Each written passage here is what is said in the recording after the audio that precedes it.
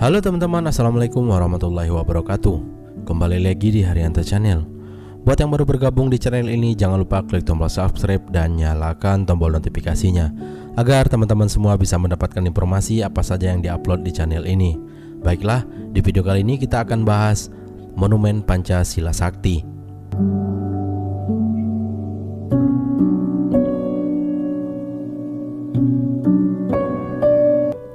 Dibangun atas gagasan Presiden kedua Indonesia, Soeharto, dibangun di atas tanah seluas 14,6 hektar. Monumen ini dibangun dengan tujuan mengingat perjuangan para pahlawan revolusi yang berjuang mempertahankan ideologi negara Republik Indonesia, Pancasila, dari ancaman ideologi komunis. Ketujuh pahlawan tersebut adalah Panglima Angkatan Darat Letjen TNI Ahmad Yani, Maijen TNI R. Suprapto, Maijen TNI M.T. Haryono, Maijen TNI Siswondo Parman, Brigjen TNI D.I. Panjaitan, Brigjen TNI Sutoyo Siswo Miharjo, Perwira TNI Letu Pire Tandeam Ajudan Aha Nasution. Jenderal Aha Nasution juga disebut sebagai salah seorang target, namun dia selamat dari upaya pembunuhan tersebut. Sebaliknya, putrinya Ade Irma Surya Nasution dan ajudan Aha Nasution, Letu Pierre Tandean, tewas dalam usaha pembunuhan tersebut. Monumen yang terletak di daerah Lubang Buaya, Cipayung, Jakarta Timur ini berisikan bermacam-macam hal dari masa pemberontakan G30 SPKI. Seperti apakah asli para pahlawan revolusi? Simak video ini hingga selesai.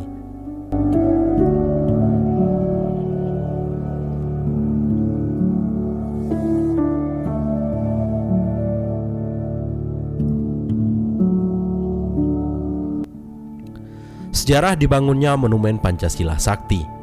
Monumen ini dibangun di atas lahan seluas 9 hektar atas prakarsa Presiden kedua RI Soeharto. Dibangun untuk mengingat pejuang para pahlawan revolusi yang berjuang mempertahankan ideologi negara Republik Indonesia, Pancasila, dari ancaman ideologi komunis. Monumen ini terletak Kelurahan Lubang Buaya, Kecamatan Cipayung, Jakarta Timur. Di sebelah selatan terdapat markas besar Tentara Nasional Indonesia Cilangkap. Sebelah utara adalah Bandar Udara Halim Perdana Kusuma, sedangkan sebelah timur adalah Pasar Pondok Gede, dan sebelah barat Taman Mini Indonesia Indah. Sebelum menjadi sebuah museum sejarah, tempat ini merupakan tanah atau kebun kosong yang dijadikan sebagai tempat pembuangan terakhir para korban gerakan 30 September 1965 atau 30 SPKI. Di kawasan kebun kosong ini terdapat lubang sumur tua sedalam 12 meter yang digunakan untuk membuang jenazah para korban G30 SPKI. Sumur tua itu berdiameter 75 cm. Monumen ini berdiri di atas lahan seluas 9 hektar. Terdiri dari beberapa tempat yang bersejarah: Museum Pengkhianatan PKI atau Komunis, sumur tua tempat pembuangan jenazah 7 pahlawan revolusi, rumah penyiksaan, pos komando, dapur umum, mobil tua peninggalan pahlawan revolusi, dan Museum Paseban.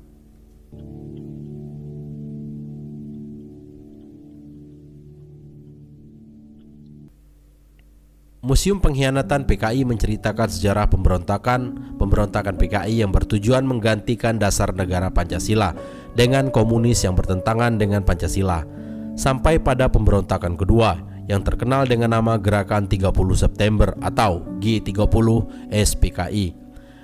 Di awal pintu masuk kita akan disambut dengan beberapa koleksi foto pemberontakan PKI, pengangkatan jenazah 7 pahlawan revolusi, dan beberapa diorama yang menceritakan tentang pemberontakan PKI di berbagai daerah di Indonesia. Sumur Maut. Sumur tua ini adalah tempat membuang 7 pahlawan revolusi: Jenderal Anumerta Ahmad Yani, Maijen Anumerta Donald Isakus Panjaitan, Letjen Anumerta M.T. Haryono, Kapten CZI Anumerta Pierre Andreas Tandean, Letjen Anumerta Siswandono Parman, Letjen Anumerta Suprapto, Maijen Anumerta Sutoyo Siswo Miharjo. Jenazah ketujuh pahlawan ini ditemukan di sebuah sumur tua yang sekarang dinamai Lubang Buaya. Di daerah Lubang Buaya dekat lapangan terbang Halim Perdana Kusuma, Jakarta. Sedangkan jenazah Brigjen Katamso Dharma Kusumo dan Kolonel Sugiono Mangunwiyoto ditemukan di Desa Kentungan, Yogyakarta. Selain itu, gugur pula Aib 2 Brimob Karel Sasuit Tuben Ade Irma Suryani Nasution, putri dari Jenderal Ahmad Nasution.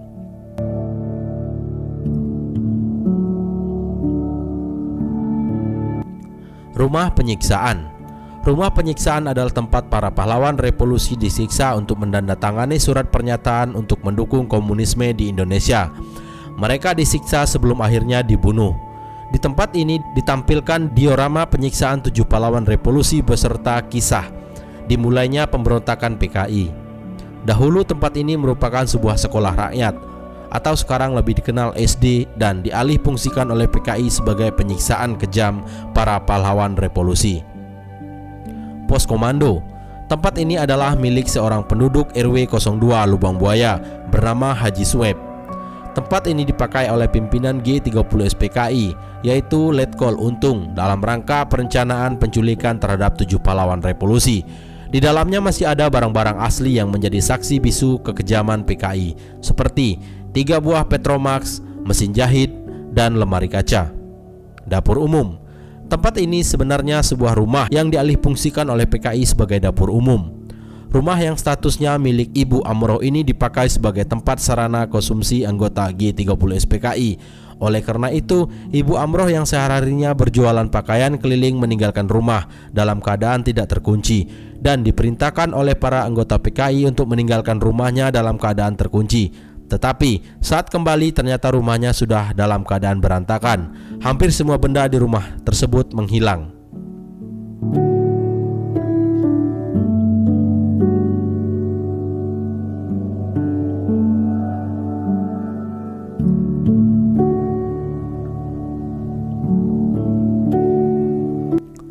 Museum Paseban. Museum Paseban yang terletak di Komplek Monumen Pahlawan Revolusi diresmikan oleh Presiden Soeharto pada tanggal 1 Oktober 1981 bertepatan dengan Dwi Windu, Hari Kesaktian Pancasila. Di dalam ruangan ini terdapat beberapa diorama sebagai berikut: rapat-rapat persiapan pemberontakan September 1965, latihan sukarelawan di Lubang Buaya 5 Juli 30 September 1965, penculikan Letnan Jenderal TNI Ahmad Yani 1 Oktober 1965, penganiayaan di Lubang Buaya 1 Oktober 1965, pengamanan Lanuma Halim Perdana Kusuma 2 Oktober 1965, pengangkatan jenazah pahlawan revolusi 4 Oktober 1965, proses lahirnya Super Semar 11 Maret 1966, pelantikan Jenderal Soeharto sebagai presiden 12 Maret 1967, tindak lanjut pelarangan PKI 26 Juni 1982.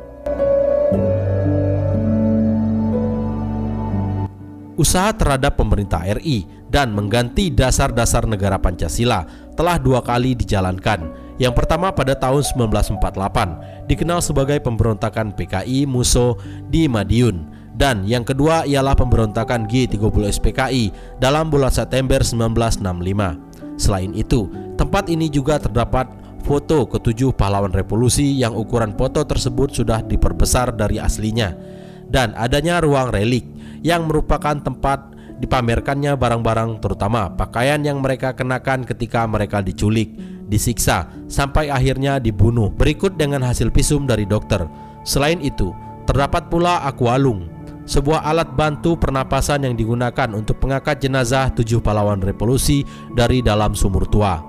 Selain itu, terdapat pula ruang teater yang memutar rekaman persejarahan pengangkatan jenazah pahlawan revolusi, pemakaman ke Taman Makam Pahlawan Kalibata, dan lain-lain.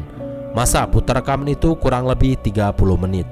Dan terdapat ruang pameran foto yang menyajikan foto-foto pengangkatan jenazah pahlawan revolusi dan pemakamannya di Taman Makam Pahlawan Kalibata.